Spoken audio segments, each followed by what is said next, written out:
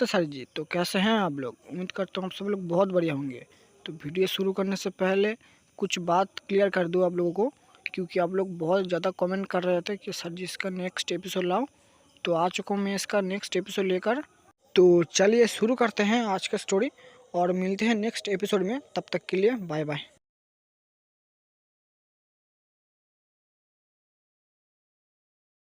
CH-109 Mumbai university का पहला दिन। शौर्य अपना पूरा दिन डायमेंशन के अंदर बिताता है। इस वक्त वह सभी लोगों से एक एक करके मिलता है और उनसे हालिया बदलावों के बारे में जान लेता है। अब डिमेंशियो के अंदर छोटे छोटे वन्य जीव दिख रहे थे। इसके साथ नदी का प्रवाह भी बढ़ चुका था। इस वक्त शौर्य एक छोटी सी कोठी के सामने खड़ा था। इस कोठी के अंदर सुगंधा बैठकर साधना कर रही थी। उसके पास उचित शरीर न होने से वह सिर्फ आत्मा की साधना करके अपनी आत्मा को अधिक मजबूत बना रही थी।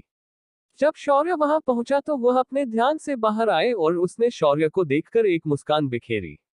उसे देखकर शौर्य बोला, तो अग्निवंश की महारानी कैसी है अब? क्या किसी चीज की जरूरत है तुम्हें? ये सुनकर सुगंधा बोली, मुझे यहाँ साधना के लिए सभी उपयोगी चीजें मिल जाती है, बस अब एक शरीर की कमी है। ये सुनकर शौर्य ने कहा, क्या तुम्हें कोई मृत शरीर चलेगा या फिर तुम्हें सिर्फ जीवित शरीर की जरूरत है?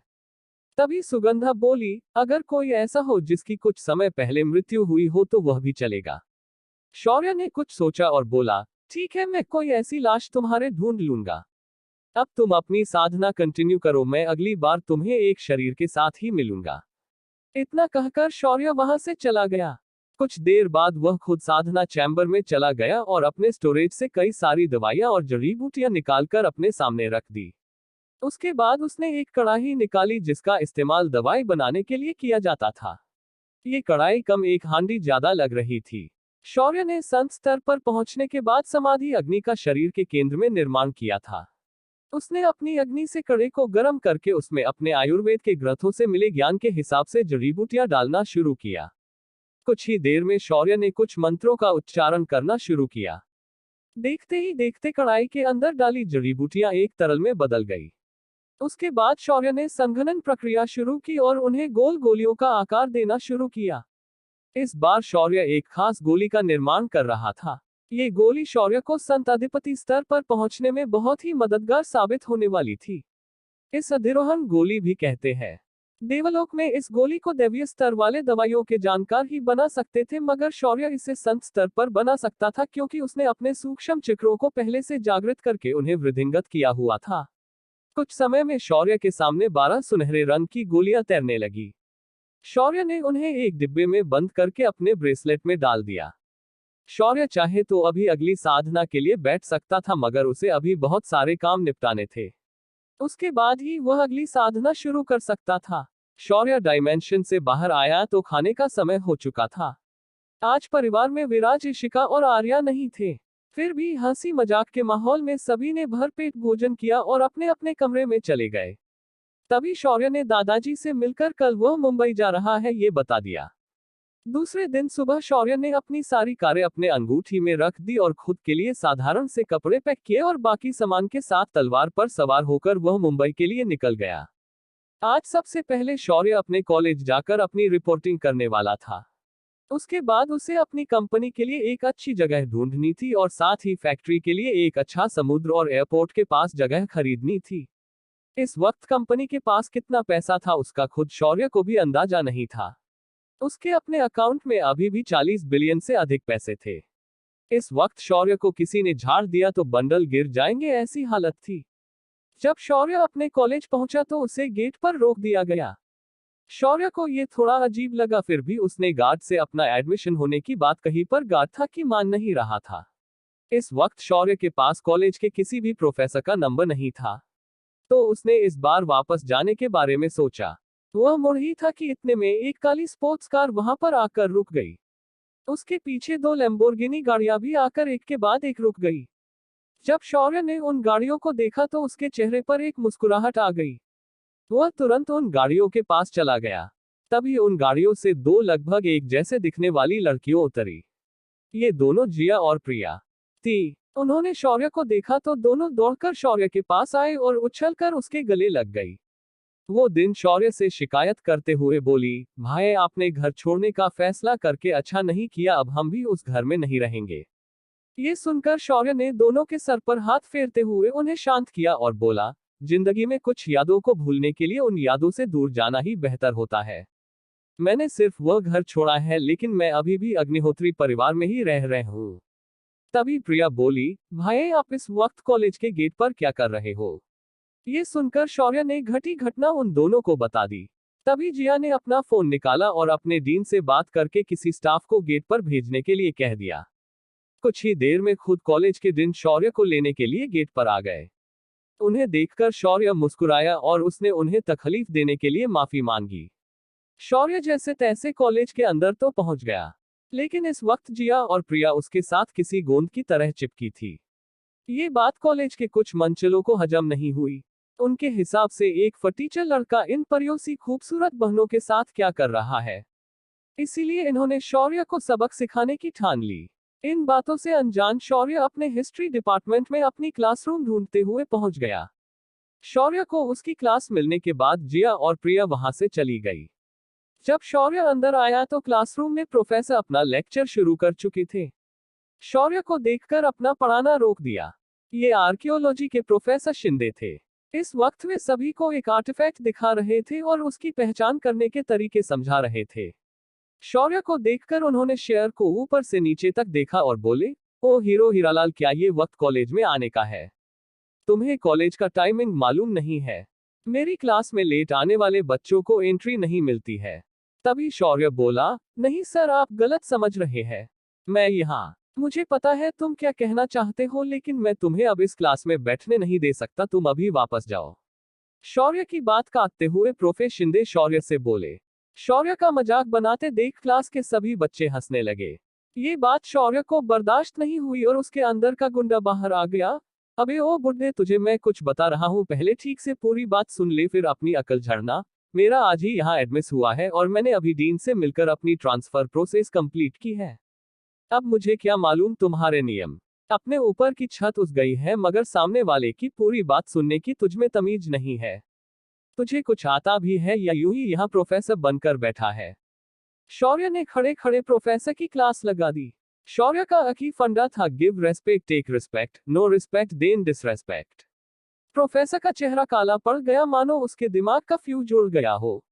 उसके बाद शौर्य सीधे क्लास के अंदर आया और सभी लोगों को देखकर बोला, तो सभी लोगों को मेरा नमस्कार, मेरा नाम शौर्य है और मेरा यहाँ अभी अभी ट्रांसफर हुआ है। मैं आशा करता हूँ कि आप लोग मुझे संभाल लेंगे।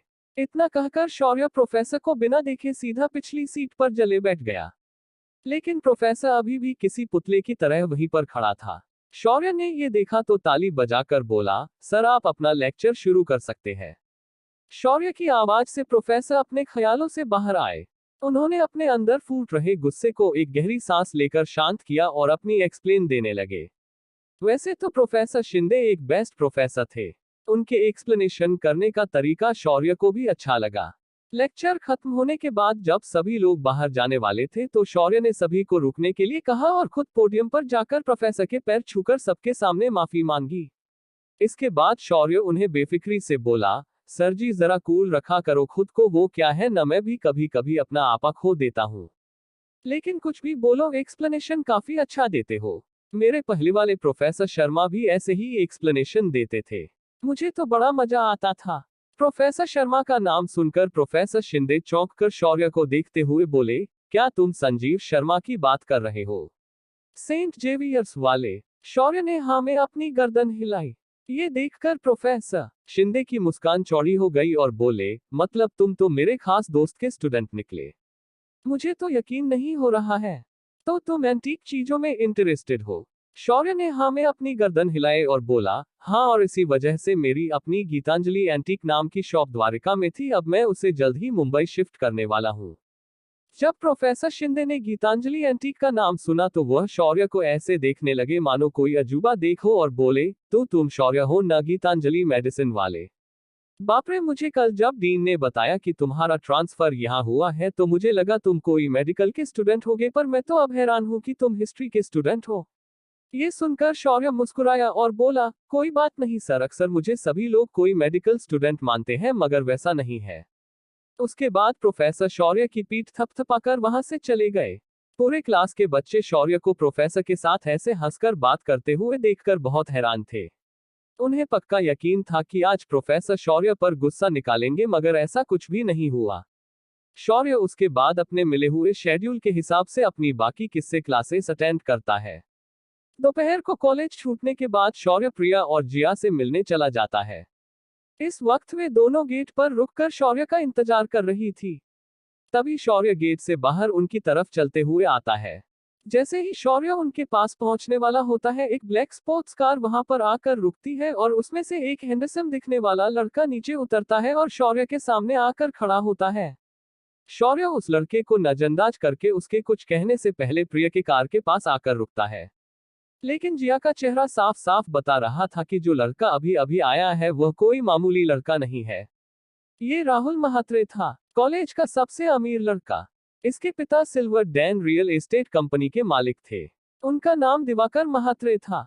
शौर्य ने जब राहुल को इग्नोर किया तो उसे ये उसका अपमान लगा, तो वह पलटकर शौर्य के पीछे आया और शौर्य के कंधे पर हाथ रखने की कोशिश करने वाला था कि उसका हाथ शौर्य को छू पता उससे पहले राहुल ने अपनी आंखों से देखा कि अचानक उसके पैर हवा में उठ गए और पूरे हवा में एक आधा शकल बनाकर दोबारा जमीन पर आ गए।